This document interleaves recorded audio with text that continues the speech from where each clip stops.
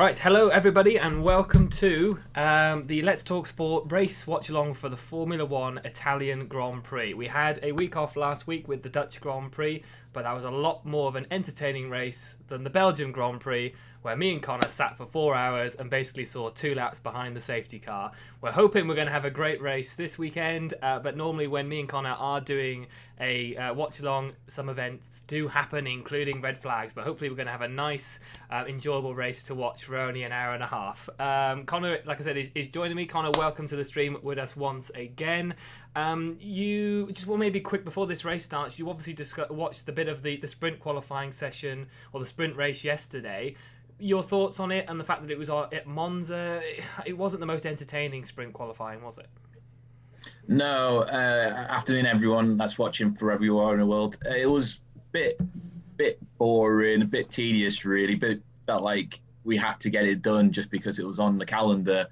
And I think that's something the FIA's got to think about when it comes to these sprint races moving forward. You know, there's been discussions about how to make it more exciting, potentially just having it as itself, as its own component on a race weekend rather than having a Grand Prix itself. But then, that's what makes Formula One great, the Grand Prix, not just, having a race of some sort.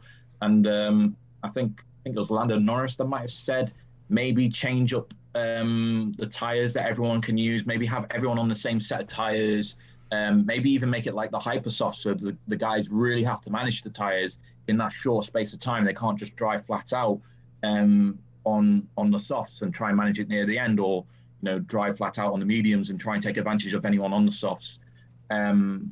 But like we saw yesterday, nothing really happened after the opening couple of corners. We had Hamilton drop down the field, Lando capitalizing on that, Gasly getting into the back end of Daniel Ricciardo's McLaren, who finished third, of course, by the way. And then Gasly's losing his front wing and it goes underneath him. And today, as a result, he starts from the pit lane. It wasn't really that exciting, other than the fact that Verstappen's extended his lead a little bit at the top of the championship, now moved up to 5 points. And with Hamilton starting in 4th position today, it could be a big swing in the championship once more in favour of Verstappen. But we'll have to wait and see how the race goes today. But overall, the sprint race, I didn't watch it live. And I'm actually quite glad I didn't watch it live, because I felt like it would have been a bit of a waste of time, to be honest with you. And I think that's the problem when it comes to these sprint races. They're not going to be very suitable for a lot of tracks, especially like Monza, where, sure, you've got your long straights, which provide overtaking opportunities, but everyone's got DRS, everyone's got extra components in their car, overtake mode and things like that. So it's going to be one of those things where you have to really think about how you're going to apply it. And I think with some of the ideas that Lando said, with soft tires, hyper softs, that could be a direction to go in, rather than making things shorter. Try and make it more difficult for the drivers themselves, because they can drive over short distances. They drive over long distances every week, so they can drive over short distances. Really challenge these drivers in a way that's not going to be as ridiculous as what I don't know if this was true or not in the past, but Bernie Eccleston saying in the past about sprinklers on the track to make the track wet. Nothing like that. But actual racing components, like having people on soft tires, on hyper soft tires, where it's safe to do so, and vary up that way. But yeah, we're just about to go around on a formation lap, and just quick note: everyone's on mediums except for Hamilton's on hards. Kubica's on hard, Bottas is on hard, and so is Gasly. So yeah, that's an interesting component, Jack, as we go around the information. Yeah, and I think that was Mercedes have decided that after having the medium tyres yesterday, and although the McLarens were on the soft at the time, but they struggled. Hamilton struggled to get past Norris yesterday in that sprint qualifying race. The one thing I will say about it, if everyone has their own take on the sprint qualifying or whatever it's called, is that it was more interesting on that 18 laps than if you watched an hour of practice free. So I sort of get that point, and it was quite nice to again watch qualifying on the Friday. Completely different take, but obviously in terms of Valtteri Bottas, he finished the race top yesterday, topped qualifying on Friday, but is at the back of the grid with his penalties that he's taken with the extra components that he's used so far this year. It looks like Gasly's obviously starting from the pit lane as well after his incident. Yuki Tsunoda, his teammate, has also been sort of taken off the grid, and he's starting from the pit lane as well. So we've got a few cars that are doing that. It might be a blessing in disguise with obviously everyone diving down into that really tight chicane going into turn 1 and 2. So that could be a blessing being in the pit lane and coming out after that. We might see a safety car straight away. I'll quickly go through in terms of the order as well. So we've got Max Verstappen, who takes the pole position, as it were, after Bottas dropped down the order. Daniel Ricciardo and Lando Norris, the two McLarens, second and third. Daniel Ricciardo hoping to get a good slipstream off Verstappen and maybe get into that first corner in the lead, but we shall see. Lewis Hamilton, as Conor mentioned, on the hard compound tyre, he's in fourth. The two Ferraris, fifth and sixth, not bad for them considering the pace looked really off on Friday.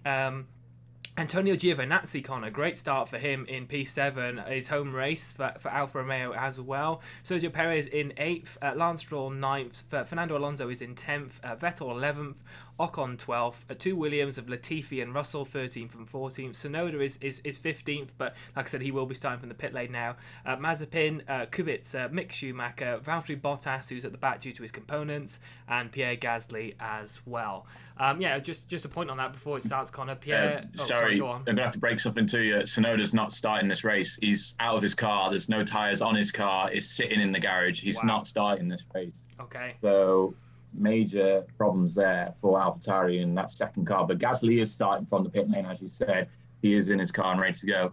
I just want to say a quick note, because we're probably not going to mention him much at all in the coverage, but Antonio Giovinazzi, just another impressive qualifying record this weekend after a good performance in the Dutch Grand Prix as well. This is a huge weekend for him because he's got to deliver some points in order to try and stay in that Alfa Romeo seat.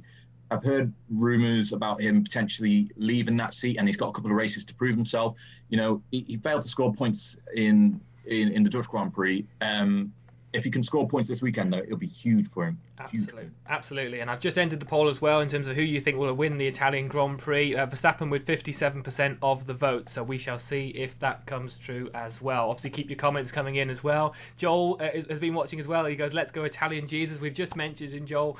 Great start for him. Let's see if that can continue as we see Usain Bolt in the Aston Martin garage. Hopefully, it's a great race for them, but they are starting 9th and 11th, so hopefully they can make a good start. But we shall see as the lights are almost getting ready to go out as Bottas comes into the box for the final one. Conor, you might get a little bit ahead, so if you see anything, let me know. From what we've seen, what we were talking earlier, we were joking about it, Jack. We were joking about Daniel Ricciardo potentially going into first place and Max Verstappen defending everyone. And that has just happened. Daniel Ricciardo has taken Max Verstappen.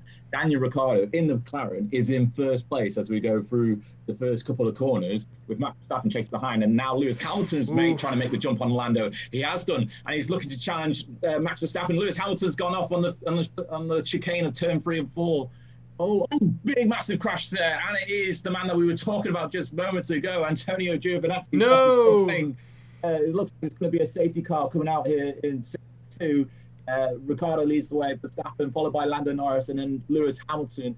Charles Leclerc after green flag as well. So it looks as though Giovinazzi is able to continue and try and crawl back to the pit lane.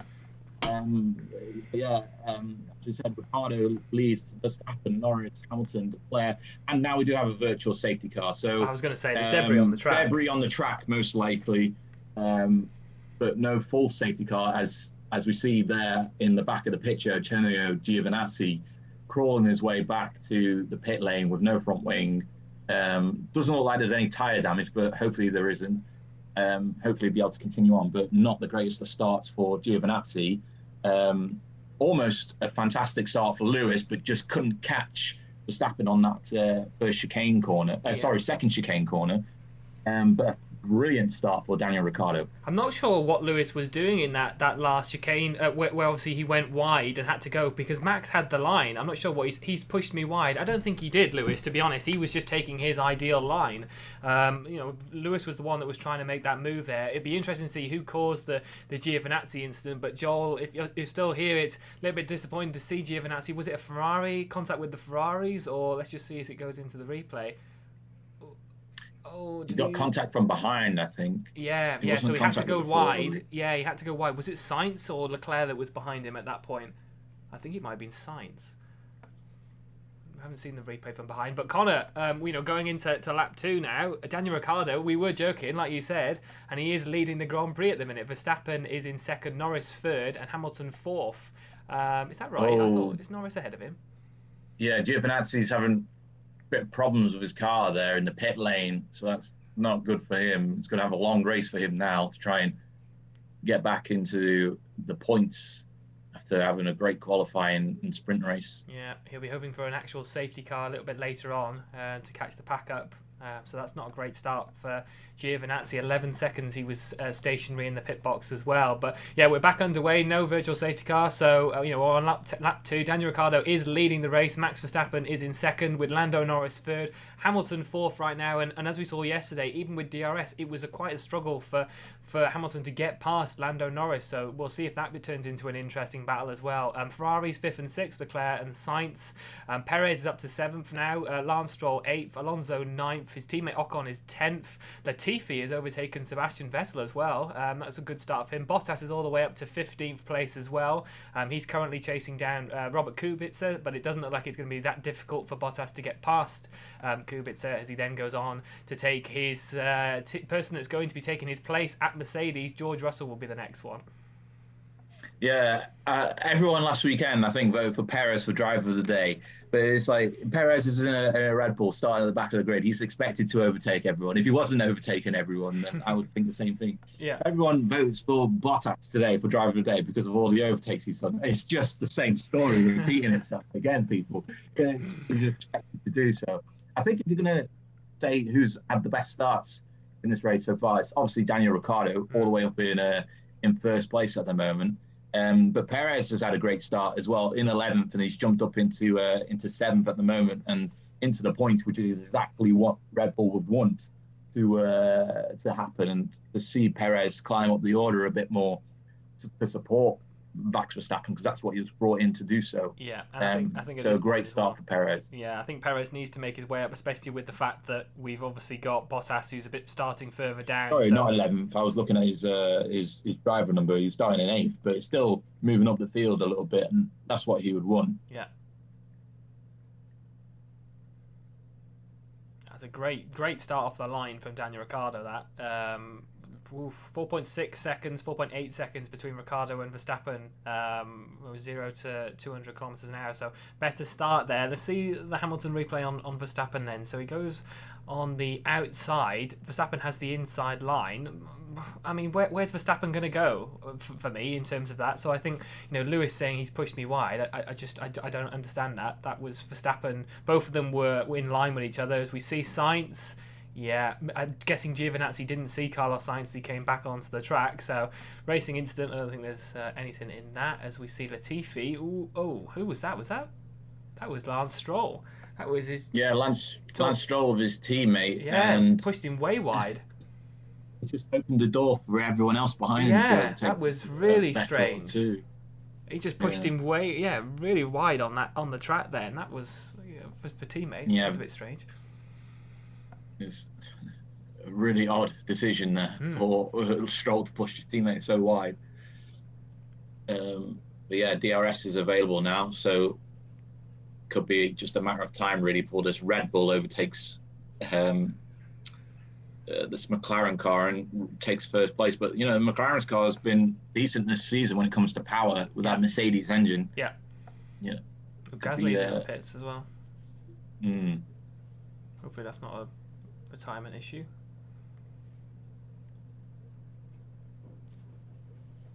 Oh no, yeah, that's it. That's it for Gasly. Well? He's done. Yeah, so not a great weekend at all for AlphaTauri. Really. Yeah.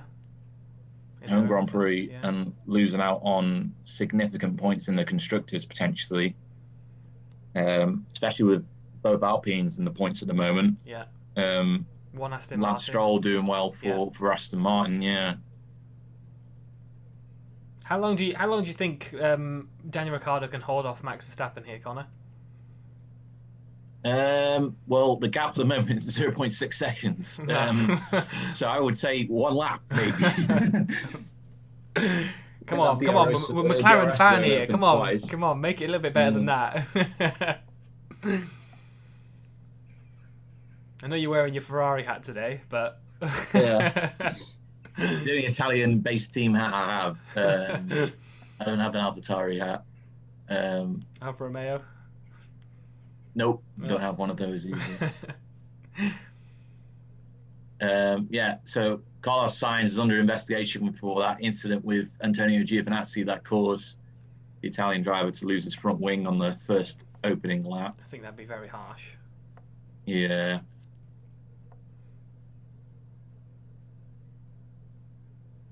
I'm just intrigued to see what Hamilton can do today, because obviously this is big for him. He already counted himself out in the presses. I don't know if it was yesterday or earlier this morning. He was always saying that earlier yesterday. He was saying that Verstappen's already won this race, which is very defeatist, very strange for Lewis to say something like that. It's all right. He's just seen Vin Diesel. He's got the family. He feels very family now. He's in. He's going to win. Very comfortable overtake there for Valtteri Bottas, driver of the day inbound, Conor. Now up to 13th place is Bottas. Next one up the road is Sebastian Vettel. Every overtake, it improves his percentage chance by like 5%. Like, so he started at the back. He's up now to like 25% of the vote. The driver of the day. It's great to see the McLarens up there in first and third right now, though. As a McLaren fan that's been watching them for years, and they've struggled, obviously, with the Honda era, and obviously we had the 2 years with Renault as well, Renault engine power. It's really good to see that they are actually competitive enough on a fast circuit like Monza against Mercedes and the Red Bull of Verstappen, who has DRS once again as we go on to lap 7. But again, it's powerful on them straight lines. So even with DRS, it's difficult for Verstappen at the moment. Yeah, and both cars essentially, as you mentioned, the McLaren car is there definitely on hard work this season. It's been driven excellently by Lando Norris, and Daniel Ricciardo's had his moments, and arguably if he wins today, it'll be his biggest moment of his time at McLaren so far.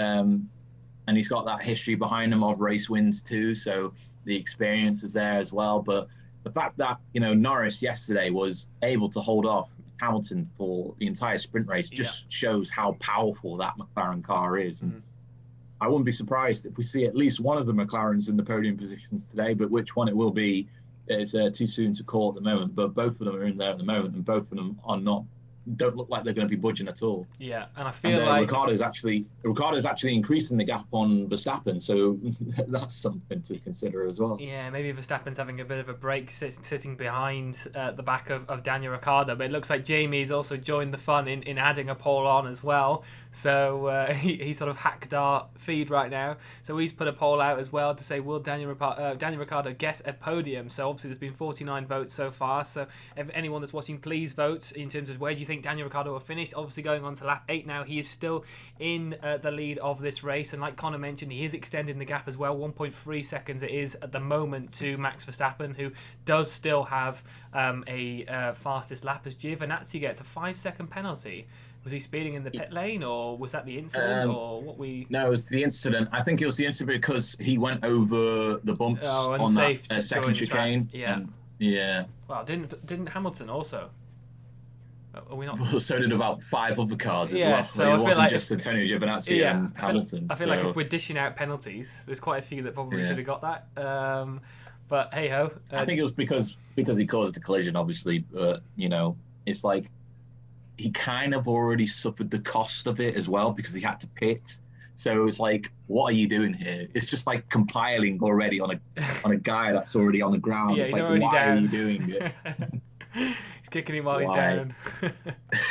But it also looks, if people are joining us as well and obviously been watching our streams previous, and we have got a driver tracker on the bottom of the screen as well. So if you are looking, you can see obviously the cars driving around the circuit as well at the moment. So you can see how far back Giovinazzi is in terms of the racetrack. And like I said, he would be desperate for a safety car anytime in this race to maybe bring him back into contention at some point. But the Italian Jesus is struggling at the minute, around a minute behind everybody else. Yeah, which is basically he's coming close now to the lap time of Monza. So at some point or another in this race, we're going to see Ricciardo and Verstappen in that rear view mirror of his, and it's going to be here we go. Perez looking to challenge Sainz and get into sixth place, going towards the second chicane. Yeah, Sainz had better traction. He's got the job done very cleanly. Sainz had better traction at the beginning. Yeah, Perez has got the job done cleanly though. Jamie, you'll be happy seeing Perez perform. Finally. I think we mentioned about the gap in just going back and forth between Ricciardo and Verstappen in terms of the gap increasing and decreasing. You have to think at some point, Verstappen has to go, okay, let's stop challenging for the race lead at the moment. Let's think about how Hamilton's going to play this race and make sure we still finish ahead of him. Because, of course, Hamilton's on the hard tyres. Yeah. And Verstappen won't want to burn the medium tyres so much that he has to pit early and give Hamilton a bigger window on the hard tyres to do the undercut. So because Verstappen will have to pit first. Obviously, there's no doubt in that. Unless Lewis Hamilton burns through them hard compound tyres, obviously it will be Verstappen that has to pit first.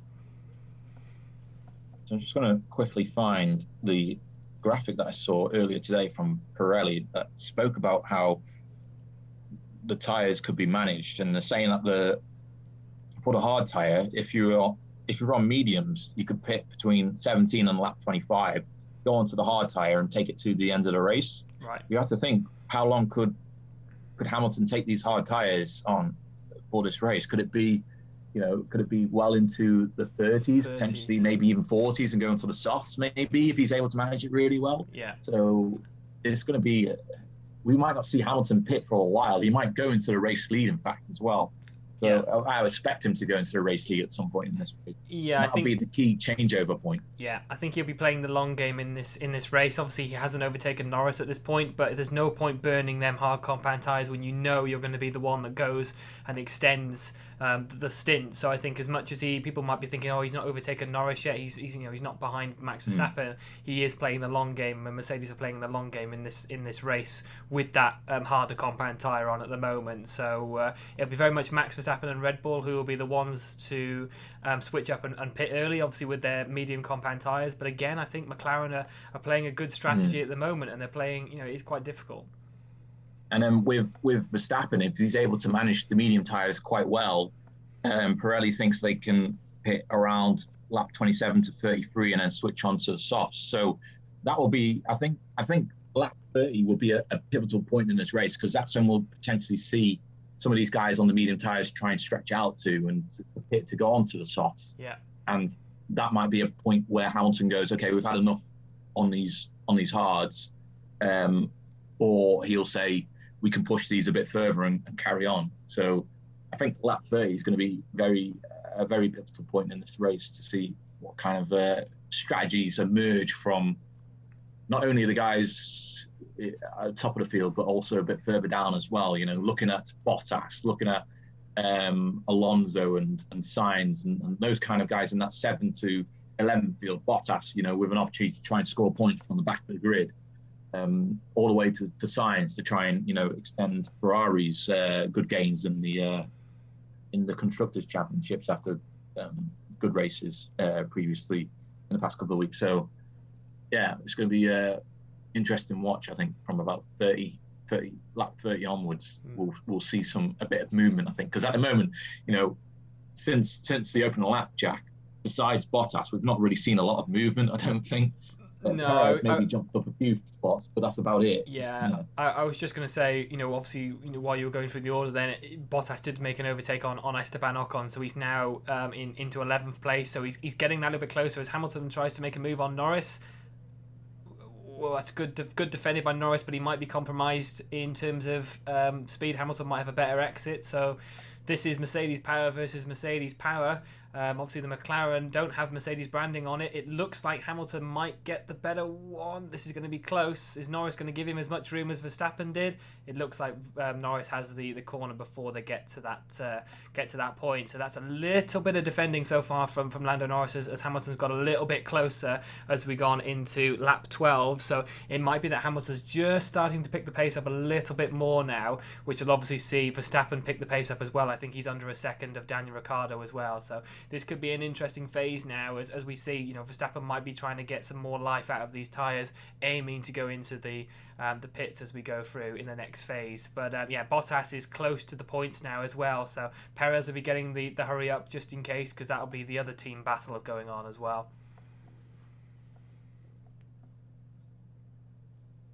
Yeah, they were saying about, I don't know what Lando Norris was saying on the radio then. I think it was about track limits or something, but yeah, he's doing well to defend against Hamilton in that Mercedes. But then again, this is going to be the story now, I think, for every lap until those tyres of Lando's, those medium tyres, start to give way a little bit. And with Hamilton on the hard tyres, you would expect him to, I think, because the gap's so close now, you would expect Hamilton to overtake Norris very soon, as Bottas now jumps into the top 10. So he's in the points now for Mercedes, which will be received well for them in the garages, because it means they're getting points on the constructors. And look who's the next one up the road from him, though. Yeah, that's very interesting for him. Fernando's next in line. That's not. He's probably enjoyed all the overtakes so far. And now he's just realised that the next one up the road is Fernando Alonso. So unless he gets easy DRS overtake, it might be a bit more of a difficult one, as we see him again on Nicholas Latifi to get himself into the points. Again, if the car in front isn't getting DRS from the next one, and it's not like a DRS train, as we say, then it is normally a comfortable overtake on the straight lines. But if you get about 4 or 5 cars in a row and they all have DRS, that's the issue. And I think we saw that yesterday in the sprint qualifying, or the sprint race, that they were all pretty close together, and nobody was really making any overtakes after the first few laps due to that. But as we go on to lap 14, Daniel Ricciardo is still leading. The gap is under a second, so we do have DRS from Max Verstappen. Again, same point of view from Norris as well. Hamilton has DRS, but it doesn't really seem to be making an impact just yet. And obviously they've all had new compound tyres, obviously due to the qualifying race yesterday. They've all had fresh sets of tyres. As Lando Norris is on the radio again, but annoyingly we can't hear what is going on. Yeah, I'm just getting the radios coming in now. Okay. Norris has had a few issues in the past with track limits on this circuit over the last couple of days, so it might be things to do with that. But they're saying on the team radio, McLaren saying that they're going to do Plan A, but with Plan B's target lap. So that could be something like, trying to stretch out these mediums and then jumping onto those to the softs. But with Hamilton right behind him, that's going to be very difficult in order to try and accomplish. And then the first radio message that Lando had, that was about track limits at turn 11. So, Lando's got to be careful here, just to make sure that he keeps that car in line and check when he's defending against Hamilton. Yeah, I've just seen from the replays, you were saying that, or just as the live feed was going along, either Ricciardo or Verstappen had something that looked like they flew off the back of their car. I'm not sure if we'll get a replay of that. It might have been them taking whatchamacallit thing off the visor, maybe. Yeah, it looks black. So whether they do it was that all the time, don't they? Carbon fibre or something, I'm not too sure. If they show a replay, then obviously it might be a bit more serious than it was. But that looks a bit strange. It could have just been a piece of film off the helmet from the visor, maybe. But if you said it looks black, then potentially it could have been something off the car, maybe something off the floor or something like that. Yeah. Because the curbs are quite high here at Monza to stop, them from cutting the corners and taking advantage of the speed that the track provides. So maybe it could have been a bit of floor damage that was, just on its last bit and just flew off because of the speed. Just the curb. Yeah. I mean, just looking at now, obviously they're showing Charles Leclerc as well, still in 5th place. Ooh, what have we seen? Ooh, big knock between Sebastian Vettel and Esteban Ocon. And Seb has got some damage to his front front right tyre. I'm not Ooh. too sure if it's going to be enough to pit him, though. We'll have to wait and see. He's halfway around the lap now.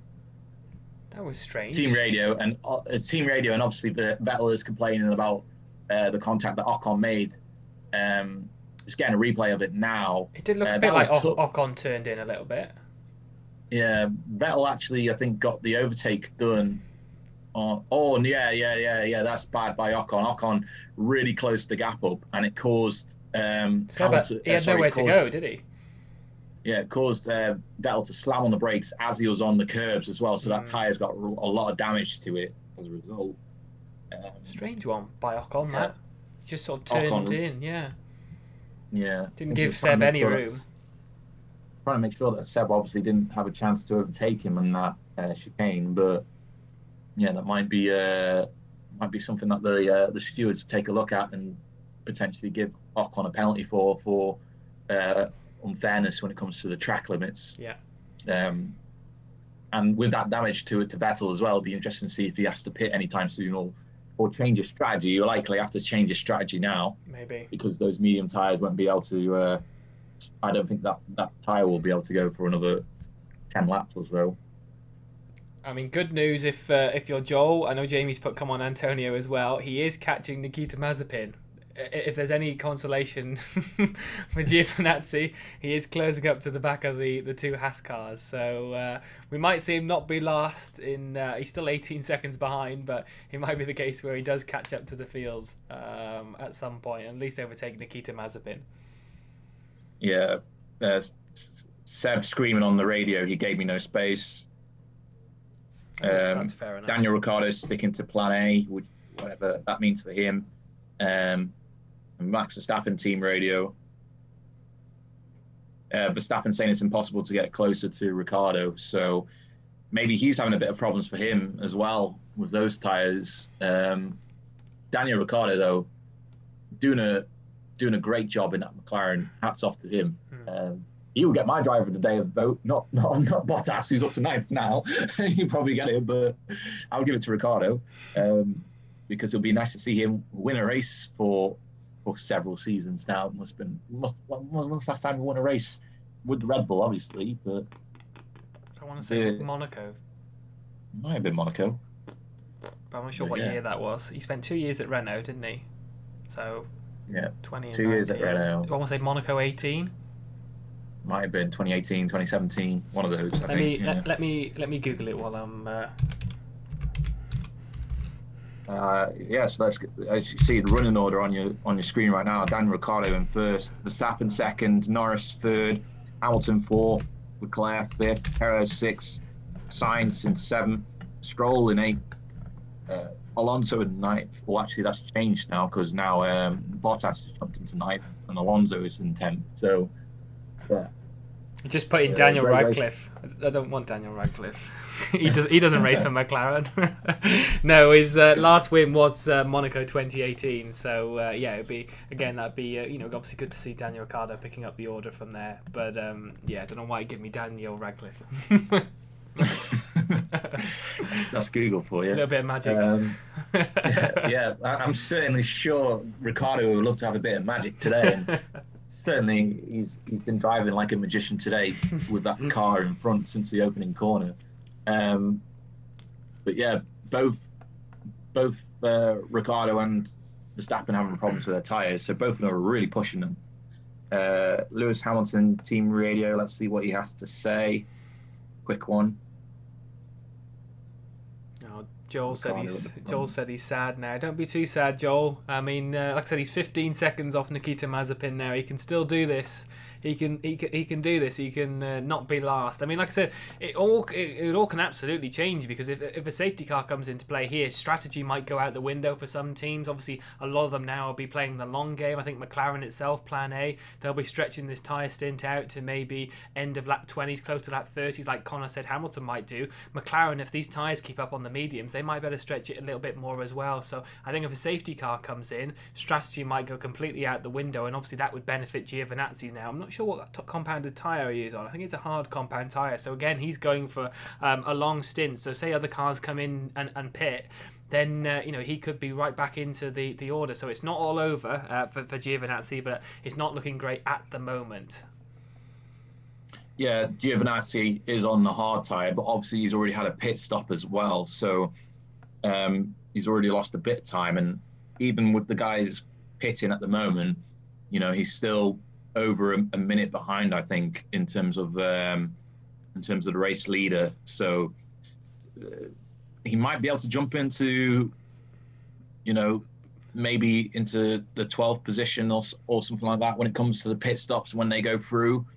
But how long he'll be able to hold on to that for, given the wear that's already on his hard tyres, if he doesn't make another pit stop and tries to drag it out all the way to the end, those tyres are going to have to really be pushed hard in order for him to try and score some points today.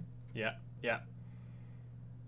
We've seen Bottas team radio as well. I might just end the poll that's appearing on the screen as well. So I'll end it in a couple of minutes or so. So get your votes in terms of the poll that's on the screen now of will Daniel Ricciardo get a podium today? There's the thing of yes or no, but of course there's another one that says he'll even win the race. I mean, if you want to put that down and you think Daniel Ricciardo does still have that chance, he's keeping Max Verstappen at bay at the moment. Max Verstappen still staying around under that second gap to get DRS each time it comes through. But let us know in the poll if you still think, what your thoughts are on Daniel Ricciardo today and where do you think he will finish. I'll end that in a couple of minutes' time. Just trying to see here, Conor. Do you think what do you think Esteban Ocon in terms of his penalty would be? I think Giovinazzi got 5 seconds. Is that reasonably the same thing? Do you think if Ocon does get one, because ultimately it will be Ocon that takes this penalty? Yeah, Ocon's definitely going to take the penalty. Vettel's not really lost any places at the moment, but then again, you would have to say, well, what could he have gained really from passing Ocon? If he passed Ocon, he probably would have gone on to pass Latifi, and then it would have been on to Alonso, and that's where the real challenge would have been. Yeah. The point. So. At the moment, Vettel's, you could realistically say Vettel's lost points at the moment today if he's unable to, because since the incident, he's not really been able to close up the gap to Ocon to re-overtake him. And yeah, it is going to be a time penalty for Ocon, and it is going to be similar to Antonio Giovinazzi, and it's going to be 5 seconds for the French driver, Grand Prix winner now, shall we say, as well. Yeah. But yeah, 5 seconds for him, so that will put him down the order and behind the likes of Kubica, maybe. I'm not sure if it stretches. Maybe just ahead of Kubica. So behind George Russell, but ahead of Kubica. Yeah, I think he might just get. Yeah, I think he might just get ahead of Robert Kubica. If you're watching the driver tracker as well, I think that's a good piece that's showing on there to see where the drivers are around the track. I'm still keeping an eye on Giovinazzi, of course, and I think he's slowly catching up to the two Haas cars that are literally racing their own on their own, as it were, because the car's not fast enough to keep up to Robert Kubica and the other Alfa Romeo. So disappointing for them in terms of the Haases, but Giovinazzi is catching them as well, so keep an eye on that on the driver tracker as well. That could be an interesting one. It's just showing the replay. Verstappen had a lock-up going into the first corner, taking too much speed into that first corner to try and challenge Ricciardo. Damage the tyres. Bit of damage to the tyres, and going over those bumps as well won't be good for the floor, the car itself. So yeah, we're getting to that point now, though, that we'll probably see a lot of the guys on the medium start to pit and move on to the soft compounds for the end of the race. So I don't think anyone else will go on to the hard compounds now because we're too far into the race. Yeah. No point, really.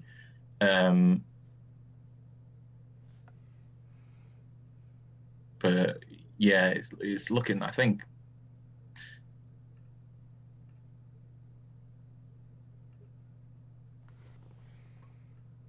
they're just talking about, sorry, it was just a team radio there from Ricciardo. I think they were telling him to push on, which would basically mean that, he's probably going to be looking to pit in the next few laps, potentially, just to try and get a bigger gap opening up on Verstappen. It's pushed up to over a second now.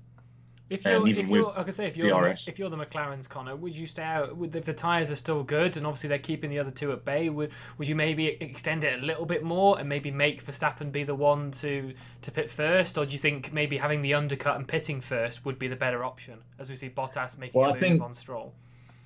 I think it doesn't really matter too much to them what Verstappen does, because the gap even though it is a second, it could change in just a short mistake from Ricciardo, and it could be done and dusted there. So I'm not too sure they're too concerned about Verstappen. Yeah. I think they're more concerned about what Hamilton is doing and the fact that Hamilton's not really challenged Norris besides that one incident into the second chicane. Yeah.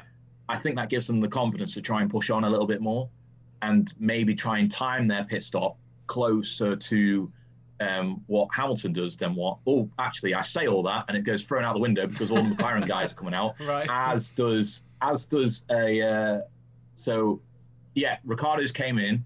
It looks like Perez is likely going to come in as well because Red Bull team's out with the hard tyres. Hard tyres have gone on for Ricciardo, so he's going to the end of the race with them. Early pit stop for him. Actually, the hard tyres are going back into the blankets for Red Bull. So, bit of strategy there from the Red Bull guys to try and. Was that if Daniel Ricciardo doesn't pit, Verstappen does? They're playing mind games. Whoever doesn't pit, the other one comes in. Potentially, I think that's the only way. Just try and get the undercut or. Good time pit stop as well from Daniel Ricciardo's team. 2.4 seconds is decent enough now. So does that mean Verstappen maybe stays out a little bit longer, does a couple more laps, see, it tries to extend that gap in front, or? Yeah, an interesting timing as well. Ricciardo actually came out in front of Bottas, who of course is on the older hard tyres. So this is good point of reference really for any of those guys arguably in the top three, Norris, Verstappen and Hamilton at the moment, that they were to pit, they wouldn't fall as low as 7th on the grid, and we'll have to wait and see how it really unfolds. But it will give them a bit of confidence really that Bottas really isn't going to be challenging for the podium positions in this race because there's just too big of a gap. Yeah, and the guys are doing too well. Verstappen's actually pitting now, so it was only one extra lap on those mediums, which would mean Norris will go into the race lead. Verstappen is pitting, and it is going to be the hard compounds for him. So he's going to the end of the race on these. No tips. Oh, slow pit stop, Red Bull. Really bad slow pit stop for them. The rear left's not coming off, I don't think. It's gone on now. Sorry, front left's not going on, but really slow pit stop for Verstappen. 11 seconds in total. He's fallen down to 7th. Is Bottas going to overtake him? Verstappen's coming to the edge of the pit lane here now. Bottas has overtaken Verstappen. Stroll's overtaken Verstappen. This is awful pit stop for Verstappen. Alonso's overtaken Verstappen. Oh my God. Wow. That is a game-changing pit stop for Mercedes and Hamilton now. How long do they push on these hard tyres to try and make Verstappen pay for that awful pit stop? Hamilton's overtaken Norris. Yeah, Hamilton's overtaken Norris. Norris is probably going to start about thinking to pit now, I think, because he's lost the position, especially with Verstappen falling down the field. If McLaren's able to time the pit stop good, he could potentially come out ahead of maybe Ricciardo. But yeah, this is Hamilton going into the race lead on that second chicane there, so good for him there. As we see the move obviously done by Lewis Hamilton that sees him now take the lead. He has the hard compound tyre on, don't forget everybody, so obviously all the medium compound tyres are pitting now, so will that see Hamilton maybe stay out a few 5-10 laps more, or will they see, obviously with Verstappen having issues, he will have a fresh set of tyres now, we'll see them just maybe stay out, but let's see that issue that they had. Which gun? Oh, it was on the right hand side, right front. Was it? Yeah, the right front tire wasn't being registered by the sensor to say it was on securely. So obviously now, because the sensors aren't manual anymore, they're by computer. They have to make sure the computer's happy with it, and it wasn't on that occasion. Red Bull in the past have been very quick with their pit stops because they've been, in terms of.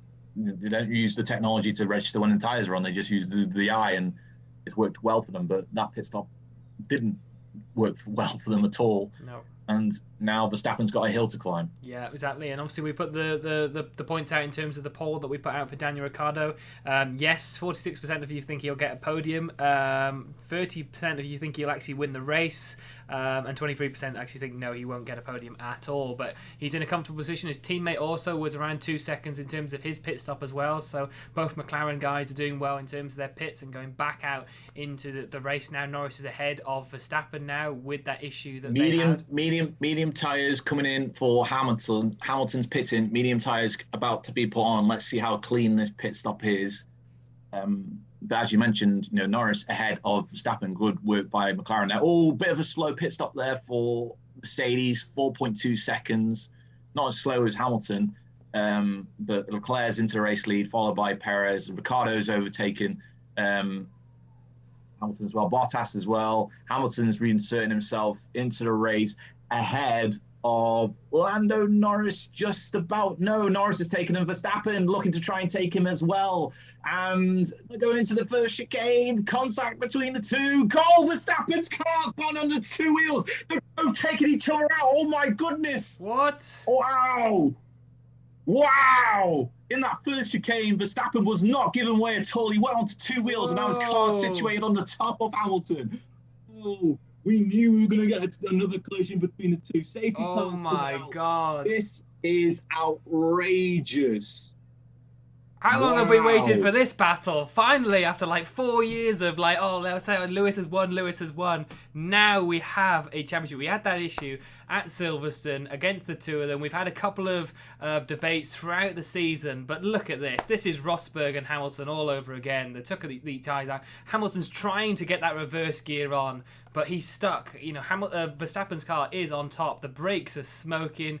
This is huge, and not just for these two in the championship, but also for anybody else now in terms of the pits, in terms of where they're all going to finish, who's going to get that podium. This is absolutely huge, everybody. If you're joining us, if you're watching this race, Max Verstappen and Lewis Hamilton look to have taken each other out. Verstappen's already given up. He's wandering off. Hamilton's decided to stay in the car to see if he can maybe get out, but this is huge. Charles Leclerc is pitting onto the hard tyres, and he's probably going to be in the race lead because of the safety car. Daniel Ricciardo's actually gone into the race lead because he's already got the pit stop. But Charles Leclerc, on the fresher hard tyres, of course, is going to be in second place. Ferrari here have a real chance of winning the race here because of the incident into corner one between Verstappen and Hamilton. Perez has pitted again. Perez has pitted for the first time. Sainz is pitted as well. Everyone's pitting now. This is the opportunity that everyone was waiting for. Safety car still out. I bet they're all laughing as they go past now, and they see them two cars next to on top of each other. I bet they're like, "What has happened here?" If you've paid for a ticket and you've watched it from that grandstand there, I mean, what a place to see that instant unfold. But yeah, I mean, I'm guessing Hamilton's out the car now. Hamilton's only just getting out of his car now. Yeah. You think about when that incident happened. Hamilton's been sitting there all that time in his car. He's tried to get it. Yeah, he's tried to get it out, hasn't he? Just looking at the car itself, thank goodness for the halo protecting him there, because you can see the airflow vent at the top of his car. Yeah. It's completely destroyed. But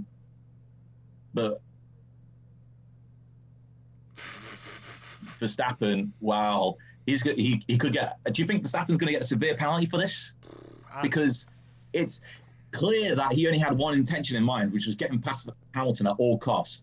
Going into that first chicane, he had no desire to go over those bumps. He wanted to take that corner. He wanted to push Hamilton off. There is no. If you were to say that Verstappen was going to take that corner safely, he would have gone over those bumps. He wouldn't have gone for the corner. There is no defending this for Verstappen. He's going to get a penalty here for this. Do you know what this reminds me of? Plus, he has the engine component penalty as well. This is very much Senna and Prost, Japan. This is what it is, and like you say, I mean, that halo there, the back of the Red Bull literally grazed the top of the Mercedes car of Hamilton's there, but that is very much Prost and Senna for me. And look at that. Verstappen's car is off the ground completely. Well, look at his front wing. It's beached. It's so lucky that Hamilton is able to walk away from that. it's amazing. Look at the floor slamming down onto the halo and the rear tire. It's amazing that he's able to walk away from that. That halo has literally done its job there. It's broke the floor of the Red Bull rather than maybe the halo itself being damaged. That is great strength from the halo technology for that. I mean, that's great praise indeed. But I mean, like you say, the replay, you know, Verstappen is literally off the ground. The way that the front wing digs into the gravel just shows how much, you know, high up he was in terms of the angle when he dropped onto the beach again. But absolutely, they always say in sports, everything always looks worse in slow motion. But to me, you didn't need slow motion to put 100% of the blame on Max Verstappen for that, because he's going into that corner too hard. He's missed the... He didn't even check Hamilton was okay. He literally just wandered off. He missed the second part of the chicane completely, didn't bother to take the slip road bumps, and just drove into Hamilton. There's no defending it for Verstappen whatsoever. He's going to take a really severe penalty for this, I think. And we know, obviously, it was a bit touchy after the British Grand Prix. Where is this now? This is Rosberg-Hamilton territory where they threw the cap at each other. and Rosberg threw it back. This is where we're at right now, I feel. If we were going into the season, you would say, who's going to win most of the races? Oh, probably Hamilton, probably Verstappen, you know, maybe with the way the Red Bull car performed. Bottas plotted in here and there. What are we getting now? We've had Perez win a race. We've had Ocon win a race. We're going to get another new driver, most likely, to win a race this season today. Well, actually, we probably will, because Ocon's all the way down in 11th, and Perez has got to try and get past Norris, Leclerc, and Ricciardo. So. And do you know what else I'm interested on? I'm interested on then team radios to Michael Massey. Michael Massey's probably turned off his emails. He's turned off his phone. He doesn't want to speak to any of them right now. He doesn't look at his emails in the races. You're absolutely right. But I'm guessing there's going to be some sort of spat going on between Mercedes, Red Bull and the FIA right now. But Max Verstappen's still doing the lonely walk up. Hamilton will be behind him as well. But I mean, no points scored today. Doesn't really matter to Max Verstappen. Hamilton isn't gaining any either. I've got a bunch of team radios I'm going to listen to really quickly just to see if there's any interest in it. I've got one from Hamilton, one for Verstappen. Right. Got one from Bottas as well. So just going to have a quick listen to them. I think Bottas is laughing, probably. Yeah. McLaren just saying to Lewis to switch off the engine. So that was done for him. Right. Oh, Verstappen's not happy at all. He's saying that's what you get for not leaving the space. But I don't think he's got really that argument to make at all. You know, it's not going to be something that they can defend that much, really, because if the space wasn't there, he shouldn't be reacting by driving into Hamilton. He should be going onto that slip road because the option's there for him. There's no option for Hamilton. You know, Hamilton's taking that corner because he's there first for that corner. I would think there's going to be a penalty here for Verstappen for what he did. You know, Hamilton's defending the corner. He has every right to defend that corner because he's first approaching it. This is the same as what we had in the British Grand Prix. And Verstappen just doesn't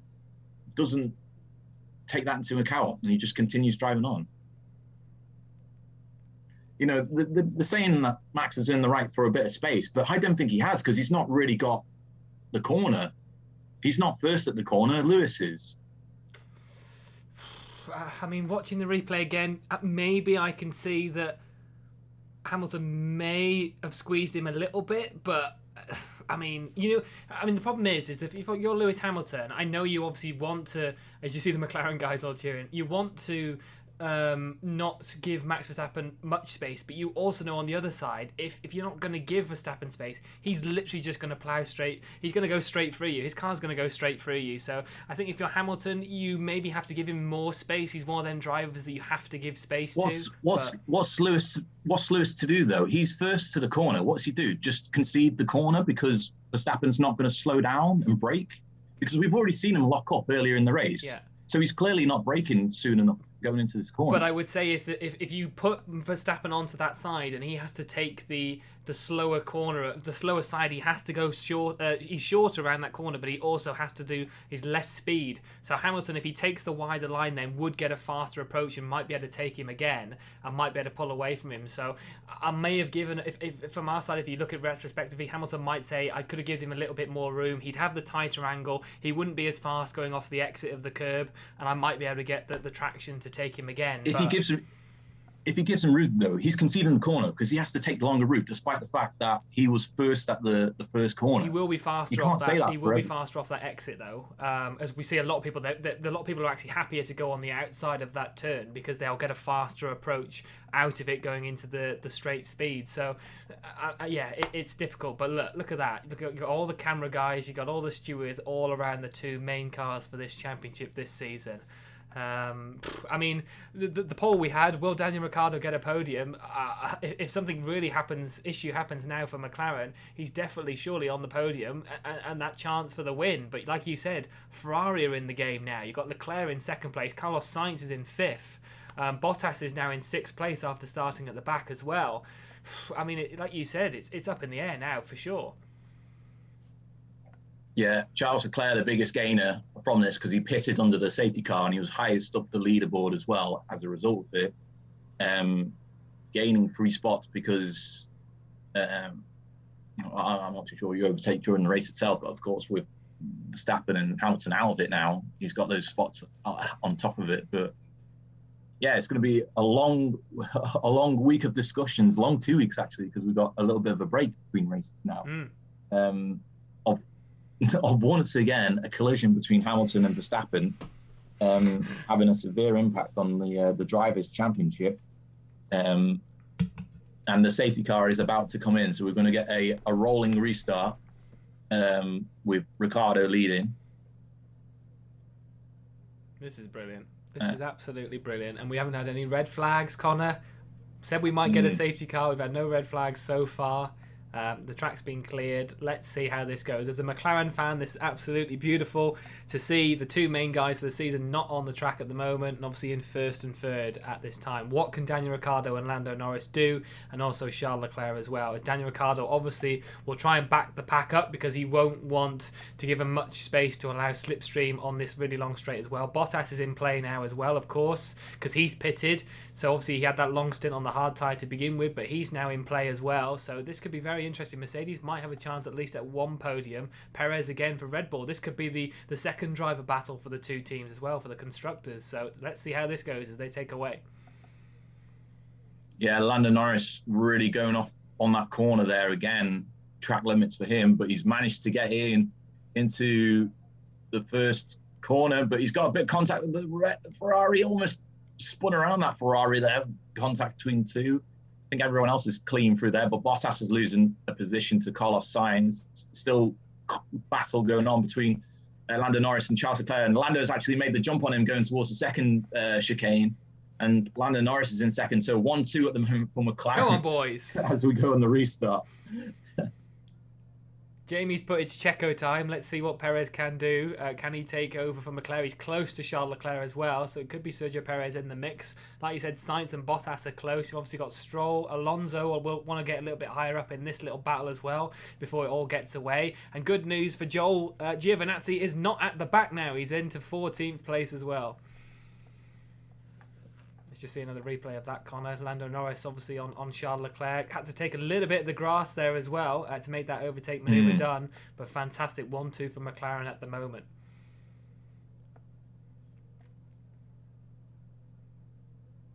Yeah, Lando Norris has been given a second warning about track limits. That'll be the start there, would it?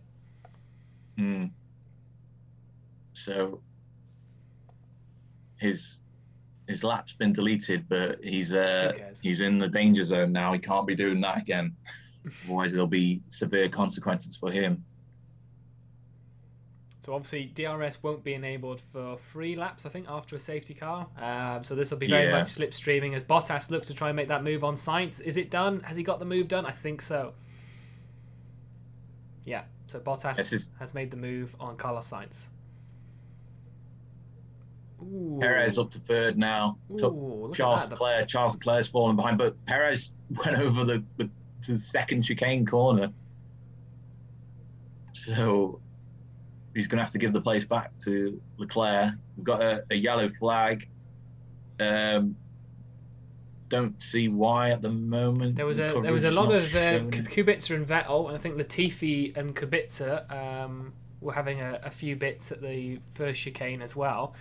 So that might be interesting watching the replays of that again. But I can't see the reason as to why there's a yellow flag right now. Interesting. Contact between the two Hasses. I was going to say Mick Schumacher's quite far down. Yeah. Ooh, on his best friend Sebastian Vettel. Yeah, on Seb, and then he spun with a contact with Mazepin going into the second chicane corner. And I wonder why he was so far down on the driver tracker, Mick Schumacher. I'm intrigued to see what happens really with Perez, because surely at some point he's got to give the position back. He had the problem. He did that in yesterday. The sprint race, didn't he? Yeah, he did that yesterday. Yeah. I'm sorry, I missed a couple of where laps. he jumped the corner, and now Charles Leclerc's done it now on Bottas after missing the corner.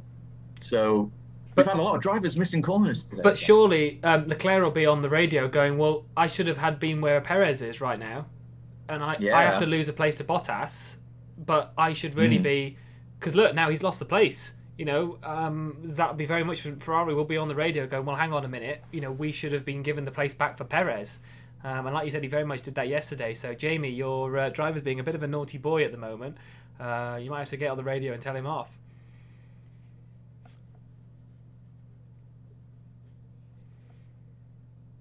If Bottas finishes on the podium as well now today, I'm going to have to change my mind on driver of the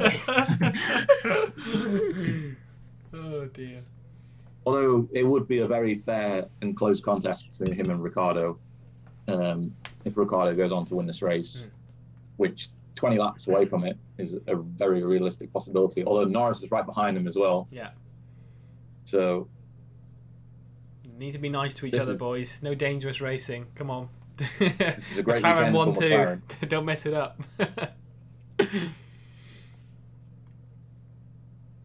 Here we go.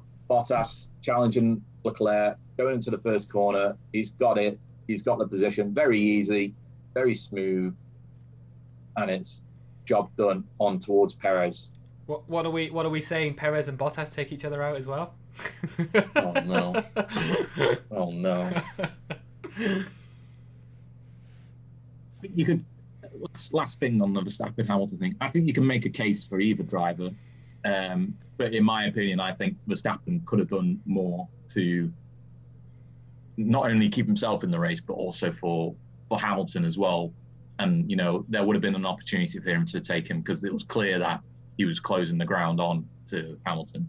And even with the poor pit stop, he was able to recover it to the point where even when Hamilton picked the gap was closed down to less than a second. So yeah, I think there's more blame to pin on Verstappen than Hamilton, but I understand that people think that Hamilton could have left him more room. But I think Verstappen was taking too much speed into the corner, and as a consequence, he should have taken the slip road, but he didn't, and it resulted in contact. Yeah.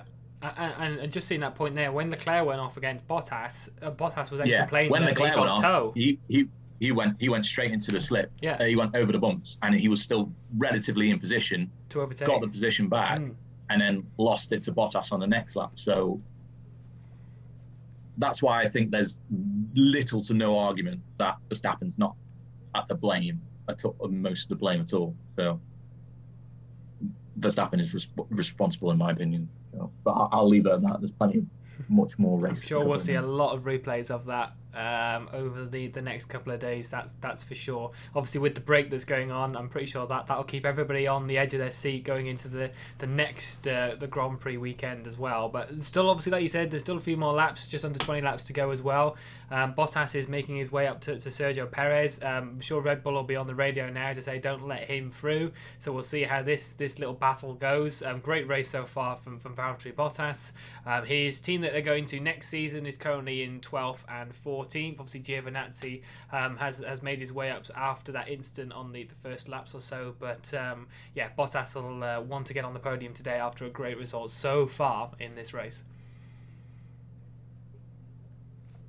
Looking a bit further down the field, both Alpines in the points. George Russell in 9th as well. Latifi just outside the points as well in 11. Robert Kubica in 12th. I mean, here we go, Kubica. This might be the best opportunity he has to score some points in Formula One once more. I think he scored 1 point for Williams, was it, in 2019? I think so. He was the only one, I think. Yeah. I think Kubica beat him for Kubica beat Russell for points, excuse me, in that season. So. Yep. A lot of points on offer for midfield teams today if they're able to make the most of it. Ferrari up there as well, but obviously McLaren's the best of the rest at the moment, and proven so on track as well.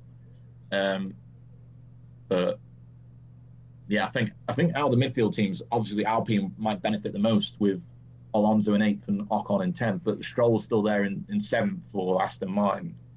And obviously now, looking on, AlphaTauri must be absolutely gutted that they've got 2 cars out in this situation right now. Absolutely. And obviously we saw last time with obviously Pierre Gasly winning it, with the Italian Grand Prix, always throws up different different things, different races, different wins. So, they will be gutted that both of them didn't really make it out past the first few laps or so. But like you said, with Verstappen and Hamilton being out of the contest, it gives an opportunity for somebody else to take that mantle and take that race win. Like you said, we have had a few over the last year or so. Obviously, with Gasly winning last year at the Italian Grand Prix, we've had Ocon win this year at Hungary. Perez won the Baku Grand Prix as well. So a lot of different drivers have won races as well, not just Verstappen and Hamilton. But yeah, this is going to be interesting stuff. Are McLaren going to let them race, or is this very much whole position? We need this 1-2. I think.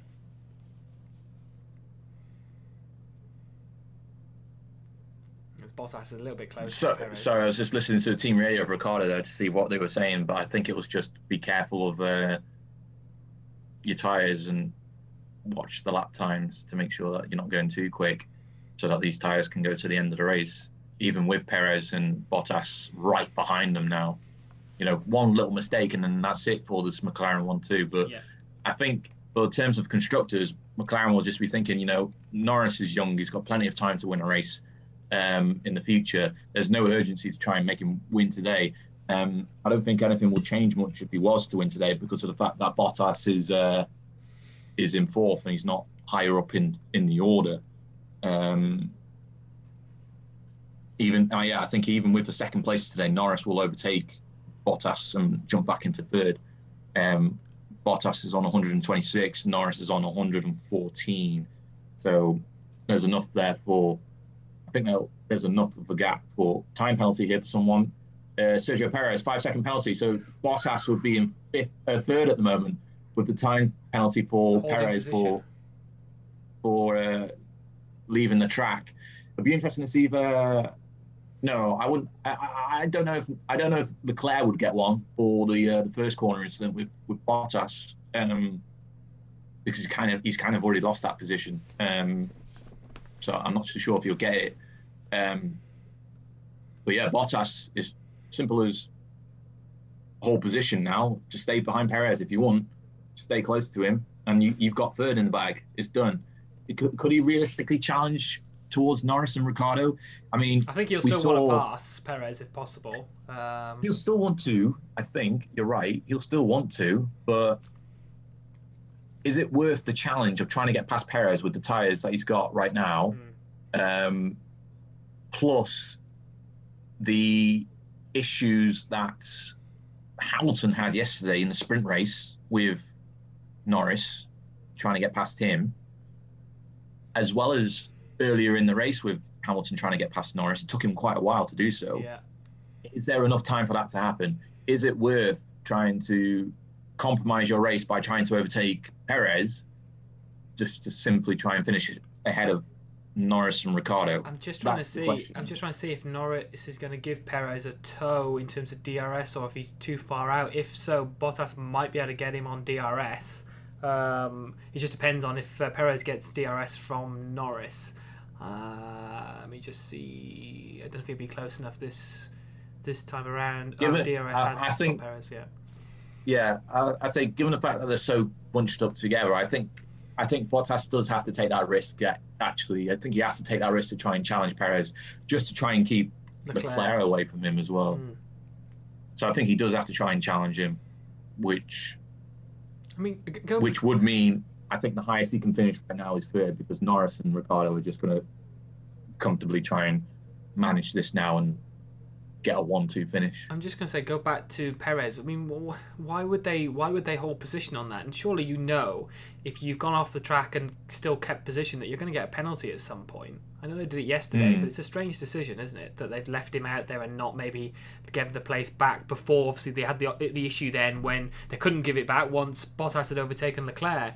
So it was between that period that they should have really given the place back up, and they had the faster car than Ferrari. So it's a strange decision for me that they've held position, took that 5-second penalty. The only thing maybe they can think of is if they can try and stretch that gap out to the Ferraris, but even then you're losing the podium to Bottas. So yeah, strange decision for me from Red Bull. As Joel says, got to go. I hope you've had a good watch so far. You've obviously had watched the huge incident live between Verstappen and Hamilton. So yeah, obviously I know it's late where you are in New Zealand, Joel. So I hope you have a great evening. Yeah, thanks for watching, of course, with us. So yeah, thank you. Oh, Mazepin gets a 5-second penalty as well, causing a collision at turn 4. Is that against his teammate? Schumacher locked up, went through the. Oh no, sorry, that's Verstappen. Sorry, Mazepin, and he didn't really go through the bars correctly. He just kind of just smashed through him. Great. So yeah, you didn't. Yeah, you can't do that. It was like Vettel that one year. He just went straight through him. Just went straight through him. Didn't bother turning his car. It is quite tight. No, it is quite tight, isn't it? It is quite tight, but they're there for a reason, and you have to follow them. Weirdly, though, he was given that penalty for turn 4, and that's turn 1. So yeah, what was the? I'm not too sure why they were showing that then. That's weird. Unless that's just happened, but they haven't shown the instance to why he's got the penalty, so that's a bit weird. I'm just seeing on the driver tracker, they're way away. Ooh, here we go. Team orders coming in from McLaren. They've told Norris not to challenge Ricciardo. They want them to finish as they are, which is a shame for Norris, because it might be another season before he gets an opportunity to try and win a race. Now, this is these kind of opportunities don't arise too often. But it's a safe decision for McLaren, isn't it? It's not a team that we've had in a 1-2 position for a long time. So, you very much want to end this with first and second place, and you don't want to risk it that they take each other out. So I understand in terms of, team orders from that point of view. Has Bottas made the move on Perez, or what have we seen? A lockup, or just a bit of lockup. Yeah. Yellow flag in sector 1, which would be near the back order. Not quite sure at the moment. They've not shown it on the coverage for a yellow flag through sector 1. Still around as the drivers come near. It's a green flag cleared now, so probably someone spun maybe. But yeah, green flag now as the leaders come round to the start-finish straight. Strange. May have been one of the Hasses, because there's a significant time gap between the Hasses and Giovinazzi. You can see it on your leaderboard there. Yeah, I'm watching the driver tracker and 10 seconds plus. So, the Hasses are literally on their own little race now. They're not even next to each other. Yeah. Bless. Who's at fault? Max or Lewis? Says gang of 4. I think it's up to debate at the moment, but for me, as I said, Max, I think, has got a lot of the responsibility. I would say Max maybe more so than Lewis, but I also think if you're an experienced driver like Lewis, maybe you give him more space knowing how dangerous he's been in the past. But yeah, I think we'll have to watch a few more replays, a few more onboards, and have that decision. But I think To be honest, I don't really care at the minute because we're seeing a 1-2 for McLaren, so they can keep crashing out if they want. And that's the other conversation going on in the chat. Charles Bernard saying Ricciardo is obligated to let Norris go for first place. No. And Vlad Pop replying, why is Ricciardo obligated to let Norris by? And I have to agree with Vlad. Although Norris has been at the team longer, there's no number one, number two driver like there is at other teams that we see clearly. I think it will be a similar situation if, like, say, Carlos Sainz was leading ahead of Charles Leclerc in a race. There was no obligation for Carlos Sainz to let Charles by. Charles is not fighting for a championship. Yeah. Just like Norris isn't fighting for the championship. Sure, Norris is further ahead in the championship order than what Ricciardo is, but there's nothing to say that they should be switching places. I'm sure Ricciardo, with the season that he's had so far, with ups and downs, he would love to win a race today. So Bottas closer. Not going to. Yeah, Bottas. Ooh, going to that second chicane. Sorry, Perez got the position back. He's not giving up, even with the penalty. Bottas is back into fourth as a result, briefly in third. But yeah, as time goes on, it gives McLaren more and more room to extend their lead and to secure that 1-2 finish for them. Exactly. I mean, Vlad's also put in the chat racing incident for me, question mark. I think nowhere near a racing incident. I mean, we'll see what the stewards say, to be honest. We know they make strange decisions, but we'll see what they say after that. But I think if Bottas or Perez catch Norris, then he must I agree with that. There will be an uproar from Mercedes if that's classified as a racing incident. Guaranteed. We've got a car out. It is Nikita Mazepin. He is out of the race, retired to the side at the end of sector 2. You see Toto's reaction. That was brilliant. Yeah, he was very happy to see Bottas get the move on Perez, but it wasn't. It was taken away very quickly. But yeah, Mazepin out of the race. Unfortunate for him. 5 drivers out of the race now. 2 at the start. Virtual safety car. Ooh, virtual safety car. Here we go, bunching them all up for the last, 10 laps of the race? 9 laps of the race. If it's virtual, they'll stay the same speed. 40% decrease, so 60% race speed. But, that's still given the cars enough space to try and bunch up a little bit. Especially with the virtual can end at any moment, and they have to be ready to make that jump. Could give an opportunity for one of the drivers to try and take advantage of it. Oh, it looks like his screen went off. It's like his car just died. It was strange. It's not a very good car, that is it? No. You just have to hope really that they can improve next year, because otherwise it's going to be like, how can Haas stay in the sport if they're not improving in the Drivers' Championship? Because I think they finished last year, did they? Or was it Williams that finished last? I think. Did Haas get points at all? Kevin Magnussen might have got a point somewhere along the line, I think, maybe. Yeah. And obviously they're going to finish last this year because they're yet to score a point, and Alpha and Williams have. Yeah. So at some point, your green money starts going into a red, and you have to think, how long can Gene Haas keep running this team? Yeah. Well, he's taken huge sponsors this year, hasn't he? Just to cover the cost slightly. Yeah. Right. Yeah. Are we going to see Bottas try and make this move now? He's been close. We've obviously seen Toto Wolff celebrate with the fact that he made the move. Yeah. Perez made a great comeback then as well. As we see Vettel, has he overtaken Kubica? I think he has. Virtual safety cars ended, by the way, as well. So they're back to racing speed. Oh no, Kubica's taking the place back. Driver of the day. So Ricciardo has 32% of the vote at the moment. Bottas has 25% of the vote. What are you thinking, Conor? Ricciardo at the moment, you can't ignore the fact that he's been in the race lead since lap 1, essentially, barring the pit stop and all. But masterful strategy from McLaren as well to put both cars in one 1 and 2 at the moment, as we've got at the moment. Norris team radio.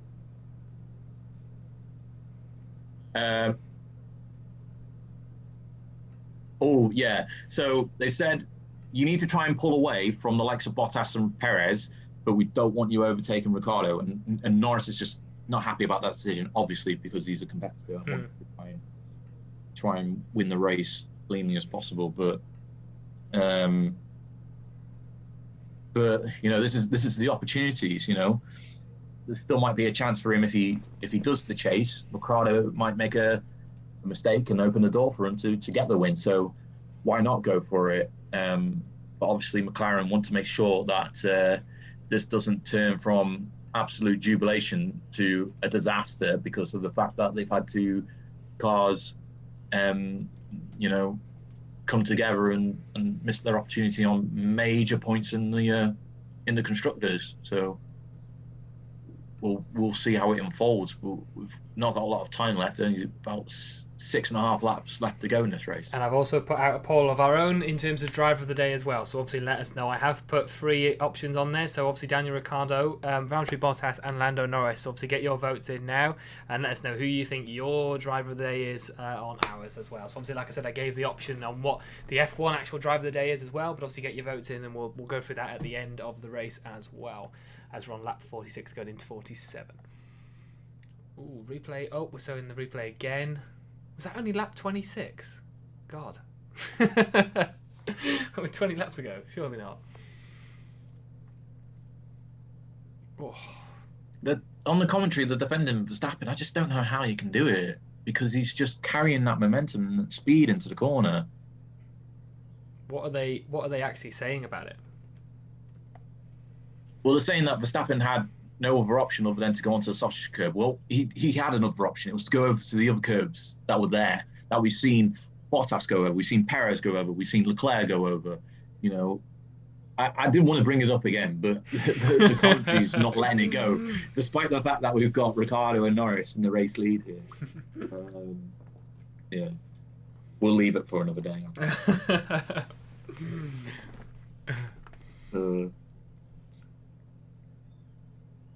Just, I think in terms of like the moves that are going to be made now, I think it's very much just sort of down to whether Bottas can get past Perez. But obviously there are a few others that are closer. We see obviously Russell and Ocon are pretty close for that 9th and 10th position. Kubica and Giovinazzi, the two Alphas, are a little bit close in their fight as well. Vettel and Latifi maybe. But I think very much at the front, it's more so maybe if Bottas can get that move done on Perez, and I think still at the minute he would probably finish above Stroll with that 5 seconds, Conor, I think, in terms of Perez, I think. Yeah, he will be 6th for Perez at the moment. So, you know, there's no real reason for Bottas to really challenge Perez unless he really wants to. Yeah.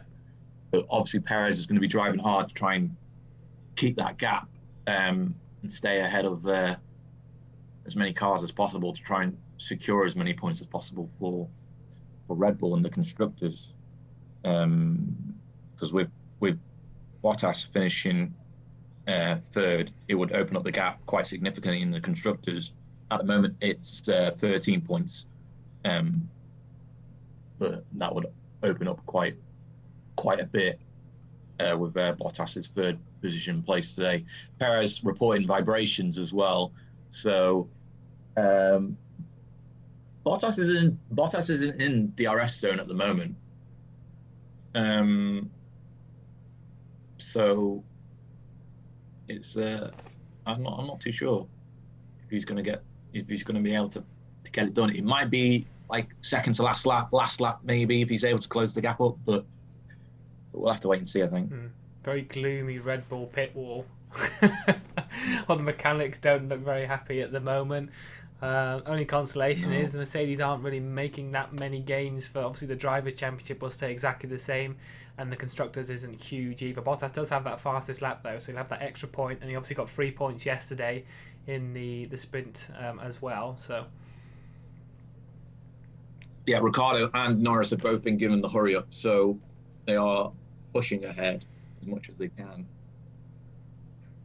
But man, McLaren 1-2 finish. I That's going to be a beautiful sight to see, and hopefully they can get the job done.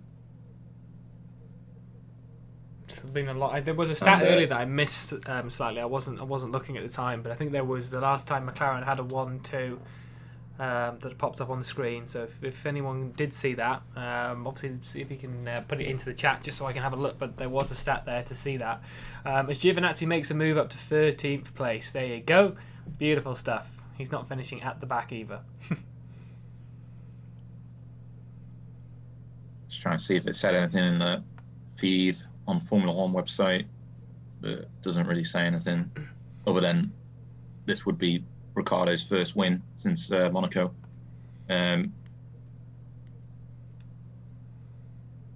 Good day in terms of if we go back, maybe obviously a huge day for McLaren, obviously Red Bull and Mercedes, but also for Ferrari. Didn't look hugely on the pace on Friday. Sainz had that issue yesterday in the practice session before the sprint, but overall, kept the pace and managed to get some decent points. Conor really finishing 5th and 6th. Obviously, you're sporting the Ferrari hat today as well.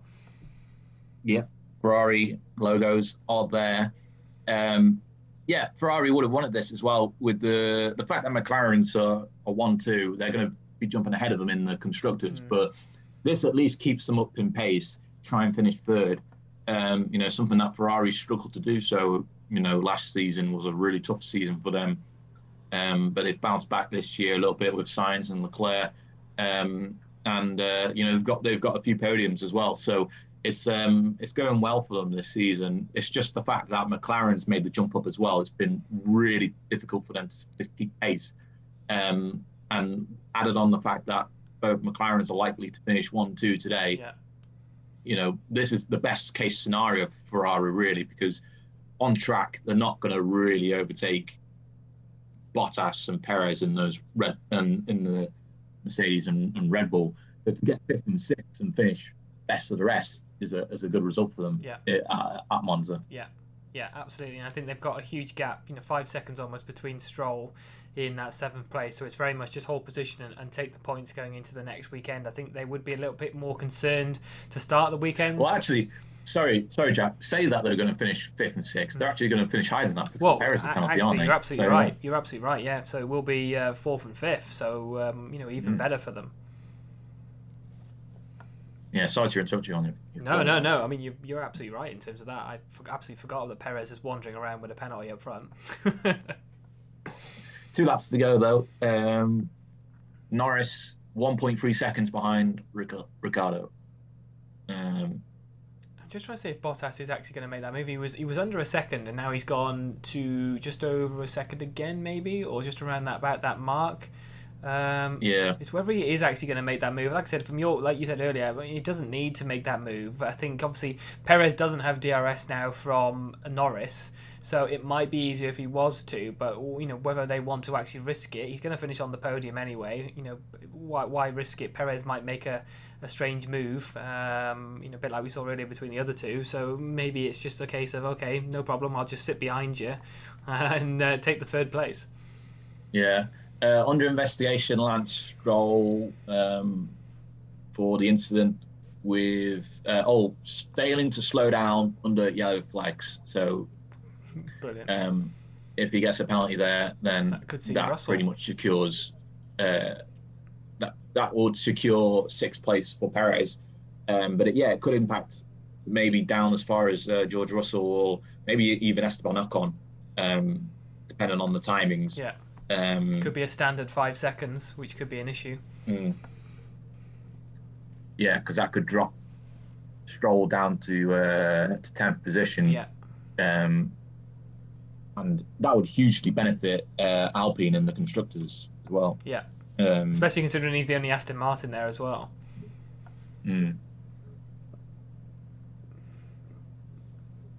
One more lap to go for Daniel Ricciardo from Australia. Yeah, and get your votes in terms of the Let's Talk Sport Driver of the Day as well. Obviously, the poll has gone out 32 votes so far. Obviously, let us know. Give your thoughts on Driver of the Day. I think it probably will be Daniel Ricciardo, but I think Bottas has done a tremendous job. Even though Conor is in that Mercedes, and I know he was going to make some overtaking manoeuvres, as you said earlier, but he is going to finish on the podium.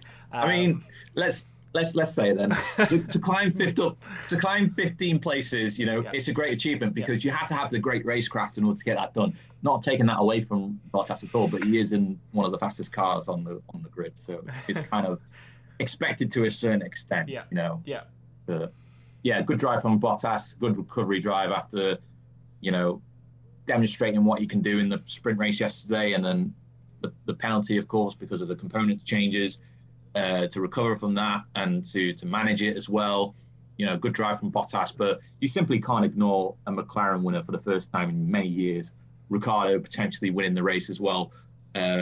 He's coming around now into sector 2, halfway around the lap slap. This is potentially going to be his first race win since 2018 in Monaco, of course. No pool to jump in though this time, Jack, unless they've got some blow up one. There is a pool on the other side of the track on the main straight, on the pit straight, so it might be that he runs. Oh, is there? I don't know if it's got any water in it, so that would be quite difficult. But there is one on like the helicopter shot. You can see like a swimming pool outside, so he may do it. But they got F1 royalty in the McLaren paddock today, Emerson Fittipaldi. So. I'm sure he's enjoyed today. Yeah, huge weekend. This is huge for McLaren. Obviously, as a McLaren fan, it's huge to see a 1-2 taking place. But yeah, Daniel Ricciardo and Lando Norris looking at that 1-2 right now. Daniel Ricciardo's done it. And Lando Norris in second, Perez in third on track, Bottas in fourth, Leclerc in fifth, Carlos Sainz sixth. Fastest lap goes to Daniel Ricciardo for that last lap. Wow. So he gets an extra point as well at the moment, unless George Russell or Ocon can get fastest lap. No, they can't. Last Stroll 7th, Alonso 8th, Russell 9th, Ocon 10th, Latifi 11th, Vettel 12th, Gio 13th, Victor 14th, and Schumacher 15th. And Perez has literally just dropped straight down as well, Conor as well, to 5th. Yeah, there we go. So that's confirmation. Perez did enough to finish in 5th and break up the Ferraris. But the day is for Daniel Ricciardo, Jack. What a win for him. Absolutely. Warranted as well. He got it on the first corner. Yeah. He got it on the first corner of the first lap. Absolutely. He's absolutely dominated it. When you see that, obviously, we had Verstappen and Hamilton as well during the race. Absolutely dominated. McLaren looked really good. Zach Brown there, it's great to see them all celebrating, but they had the straight line pace when needed it, even with DRS from other competitors. That Mercedes power unit, the way that they built that car for this weekend, absolutely mega. And Lando Norris as well put in a great performance. Maybe could have overtaken him on track, but I absolutely understand the team orders. Get that 1-2 first in so many years. That first win as well.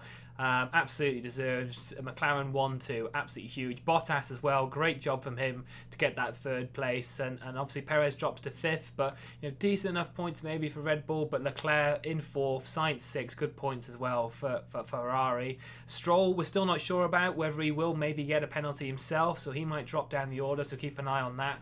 Obviously that might still be being investigated. Norris is cheering now, so it was basically just competitiveness, and he sounds absolutely delighted for Ricciardo on the radio. The 1-2 finish for McLaren, so all's well in the McLaren garage. I think just a bit of competitiveness in the race. That's all, and that's what you want to see. You don't want to see them being content with their positions. And Norris certainly didn't sound like it, but he understood the priority of getting both drivers over the line at the end of the race, and McLaren did exactly that with Ricciardo finishing 1st and Lando Norris in 2nd. Yeah, and Jamie's put in the chat corner that you've got the wrong cap on today. No. Quickly. There we go.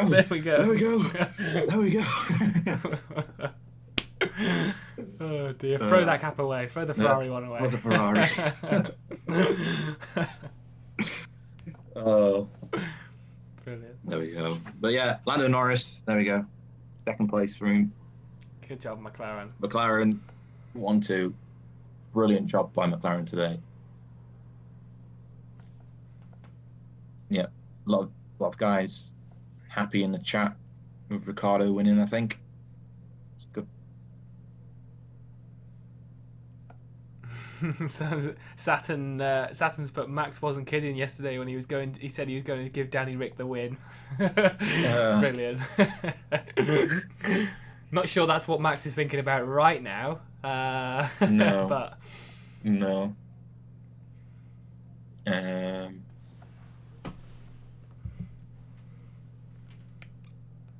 Yeah, great win for Daniel Ricciardo. Good points for him. I mean, certainly after the start of the season that he had at McLaren, you know, it looked like it was going to be a very difficult year for him in the seat. But since the summer break, he's really turned it around a little bit, and now today it's reaping the rewards for him. And he said that yesterday, didn't he? I think somebody asked, are you back? Is there as he gives Zach Brown a nice little tap on the back side, as it were. I think he said yesterday, when they said is the Daniel Ricciardo back, and he said, judge me on my performance tomorrow.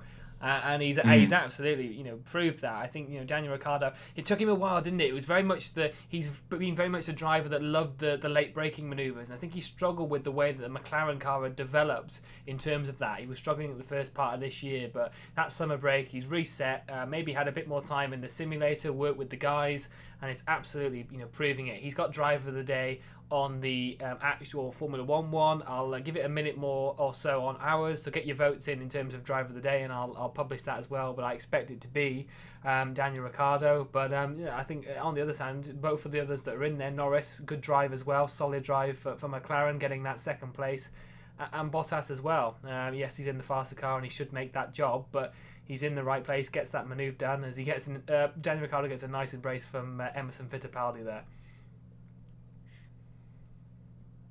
Great win for Ricciardo. Great weekend for McLaren, because they got points as well, of course, in the sprint race too. So double points for Ricciardo, plus the fastest lap.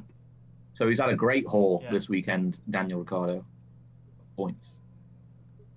Great. Are we going to get a shoey? Yes.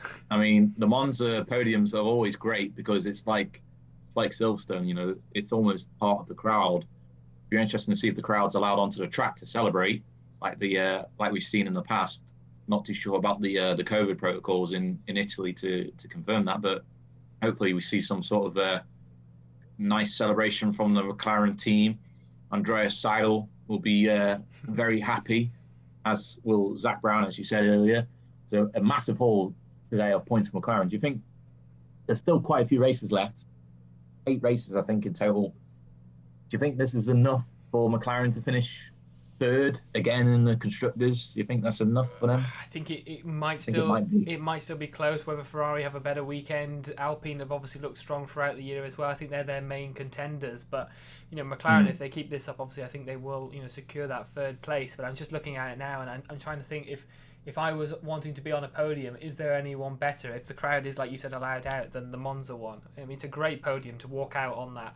That area just to celebrate with the crowd that are underneath, and it might not be the Ferraris, but all the drivers that are on that podium are very much loved, especially the McLaren boys. So I think it will be a great celebration on that podium. But obviously Valtteri Bottas is getting interviewed now by David Coulthard.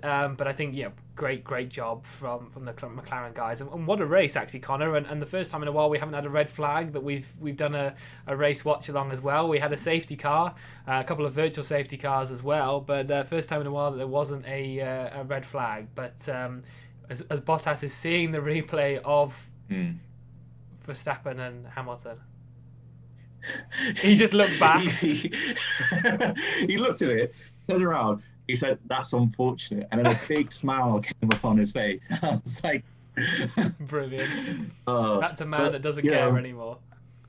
Bottas has had a great weekend. There's no doubt in it. As much as I say, it's expect them to climb up the order with that Mercedes car, but he's had a great weekend. It's been a great recovery drive of him. Hats off to him. Well done, Bottas. Finishing in first in the sprint race as well, so he got a nice haul of points as well. But he'll be thinking it might have been more today if I was able to get past Perez earlier and really challenge Norris. for second and potentially even the race win. But at the same time, we saw the difficulties that Hamilton's had with Norris over the weekend and how difficult Norris has made it. That McLaren car's there on merit. It's been an absolutely brilliant weekend for him. Yeah, and I think it is. I think, this is one of the... Russia will be another good example as well, because I think that's another one with a huge, long straight, obviously with DRS involved as well. And Monza has that. If McLaren are good here, then hopefully they're as good at the Russian Grand Prix when that comes through at the Sochi Autodrome as well, Autodromo. So that'll be another interesting test for McLaren with that straight line speed that they've had this weekend. I'm just having a look through the chat as well. Vlad's gone, have a great good day, guys. Thank you again. You're very welcome. Thanks for joining us.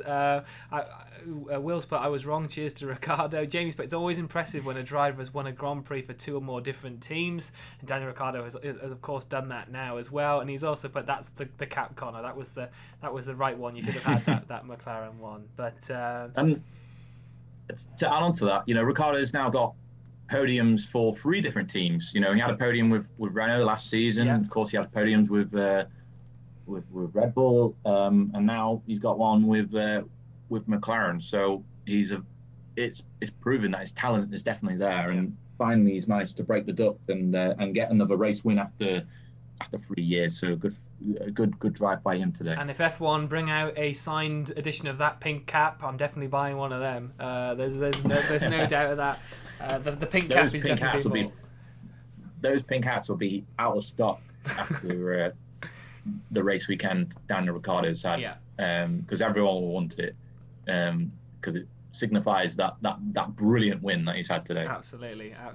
No, huge job from Daniel Ricciardo. He's obviously won our driver of the day as well. He got 30% of the vote on the F1 one. He's had 69% of our vote as well. Bottas with 22%, Norris with 7%. So thank you very much for obviously putting in your votes for driver of the day as well. Conor, we didn't really mention it, but I'm guessing it is your driver of the day is Daniel Ricciardo. We did mention Bottas earlier, but Daniel Ricciardo, obviously getting that job done on the first corner and dominated really from there. Yeah, he's done a great job today, deserving of the race win, because even with the pit strategies and things like that, he still came out into first. Even with, he didn't get into first place because of the incident. He was already there. It was deserving of him. He was there on merit. He had a fantastic drive today and a well-deserved first place. Just looking through the rest of the finishing order as well. We already mentioned about the Ferrari scoring points today.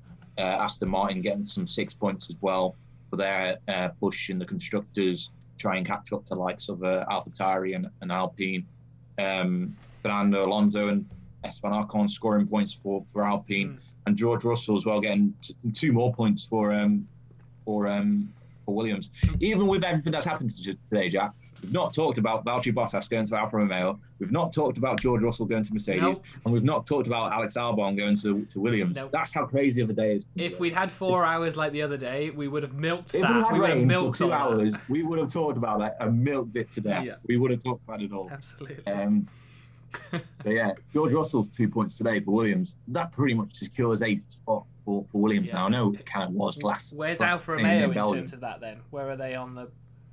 How many points have they got? They're 9th because they managed to get 3 points on the season. I think Ricciardo's scored 1 and Giovinazzi may have got... sorry, not Ricciardo. Kimi Räikkönen scored 1 earlier in the season. I think Giovinazzi's got 2. I'm not too sure. But it's kind of already put into stone, really, those bottom 3 positions. So it's going to be... those 3 positions at the bottom of the order, Williams in 8th, Alfa in 9th, Haas in 10th. They won't move, I don't think, between now and the end of the season. And huge money for Williams going into next year as well, in terms of the budget as well. Yeah. With Albon as well, who's finished on the podium too in the past. So with the regulations changing too, it could be a big year for Williams, really. It could see them move up the order and try and break more into that midfield pack and challenge the likes of Alpine and AlphaTauri a bit more, and Aston Martin as well. Yeah. While we wait for them to maybe go on the podium to see if there's a shoey inbound, I mean, on that, Alex Albon, good move for Williams then, and a good move for both, do you think? Yeah, excellent move. I think, as mentioned, he's got podiums in the past. He's a good racing driver. It's just that, when a driver like Perez comes along, you can't really turn it down. And, Red Bull had a feeling that they had a competitive car. And Albon simply wasn't, looking to get into the podiums enough. He wasn't really competitive enough. But going into Williams, less pressure for that kind of thing. He's got the racecraft to get it done. I think Albon could put in a lot of strong performances at Williams. And Red Bull now have arguably their successor to Perez back onto the Formula One grid as well, because it doesn't look like they're going to give the drive to Gasly. It looks like he's probably going to move on for AlphaTauri if a better offer comes along once his contract concludes next season. Of course, that's another bit of news with Tsunoda and Gasly confirmed drive for next season for AlphaTauri. But Albon, it's a great signing for Williams, I think. What do you think about the Albon Williams signing? Yeah, they were laughing actually because he turned up and he signed the contract with an AlphaTauri shirt on, which I thought was quite funny. But no, I mean, ultimately, I think it's a good move. There was obviously other options out there that was possible as well, but I think Albon, the fact that Mercedes maybe allowed the decision to allow a Red Bull driver to sign for a Mercedes team with their engines, I think is obviously good for Albon as well in the great scheme of things. And like you said, Gasly and Tsunoda signed. I think Gasly, the AlphaTauri wouldn't have wanted to lose Gasly. I think it's a possibility where he's going to go to another team ultimately, because I agree. I think as much as he should be maybe the successor to Perez, it's debatable whether Red Bull would give Zach that. Brown's gone up onto the podium. Of course he has. Constructors. Zach Brown's gone up. He's not missing this opportunity. Good man. Yeah. Zach Brown's gone up. I would have thought maybe they would have given it to Ricciardo's engineer. Let him go. No, because he's done wonders today. The man Zach Brown. He's got to go up there. I love it. National anthems before the trophy presentation. I wonder if they'll have the mix-up and accidentally give Ricciardo the Euro 2020 trophy. I'm sure they won't. And run away with that. What do you think? It'd be like when Australia enters Eurovision. It'd be like if they won that. Pro Ricciardo's won the European Championship. What do you think of Bottas going to Alfa Romeo then? Well, while he's on the podium. I think it could be a similar situation to Williams, really. Bringing in a driver that's got experience, more experience than Albon, race wins under his belt. It's the case of, how much can that Alfa Romeo improve to the point where can it be at the top of the midfield pack? Yeah. Can it be challenging for podiums? That's the question, really, and it's up in the air. But he's got the experience in the past with working with Alfa Romeo's boss. I can't remember his name. Oh, Fred Vasseur. Fred Vasseur. He's got experience with them, so it's something that can carry over, and it will help to integrate into the process. But it might be a similar story to what we've seen with Daniel Ricciardo over the years with Renault and with McLaren. It might take a while for things to settle in, but maybe with the regulation changes, that settling period's not really taken into account much because the cars are closer together on the grid. But we can't really predict that. I mean, how do you think Bottas is going to do it at Alfa Romeo next season? Yeah, it's an interesting one. I thought he might have gone to Williams and they did a switch around, but he's obviously wanting to have a break away from the Mercedes altogether. I think it's happy for Bottas that he's had a multi-year deal. Obviously, he's had most of his career in F1. I think all of it has been like just 1 year extensions or whatever. So that's also pleased, I think, as well, that he's secured in the knowledge that he's going to be at a team for a long period, as that's a nice looking trophy that Daniel Ricciardo is going to have there. Yeah. Heineken in grey. Oh no! Don't climb up on the fence. Never want them to drive climb up on the fence. You might drop the trophy by accident. You never know. But no fans sadly down there as well, which is a bit of a shame. Yeah, it's a shame, but you got to take this COVID into account these days. Oh, David Coulthard going to give Zach Brown the trophy. Brilliant.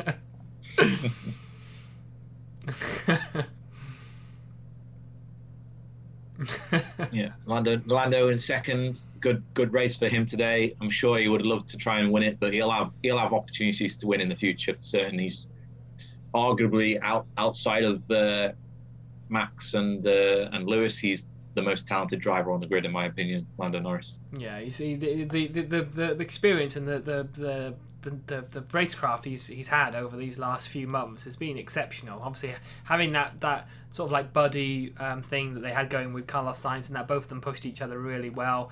But that's the strength he's had for the first half of this season has been huge, and he's obviously a huge talent for McLaren. They won't want to get rid of him anytime soon. He's extended his deal. What's Daniel Ricciardo doing? Is he doing a shoey? I don't think he is. I think he's just celebrating with he just did the general traditional champagne spraying to begin with, spraying as much as possible in Zach Brown's face. I'm sure Lando and Ricciardo are loving that moment. But yeah, we're waiting for the shoey. His shoes aren't off yet, I don't think. He's got those pale white shoes. He's got the camera, and he's looking at they have the little mini camera that they put in the champagne, the one that fell off Ocon. So I don't know if you saw the clip of that. Yeah. He just started spraying it, but then it fell off straight away. So like half the podium celebration was just like looking at the sky. Oh yeah, here comes the shoey. It's being filled up. Zach Brown and is that going to drink Lando it? Norris filling up. Ricciardo's obviously going to go first. Here he goes. And there he goes, all the sweats from his shoes into his mouth, and he's drunk it all. I'm not too sure. Oh no, he's thrown his shoe away. No one else can do a shoey. Oh no, he's taking the other one off. Thank goodness for pairs of shoes, otherwise that would have been a disaster.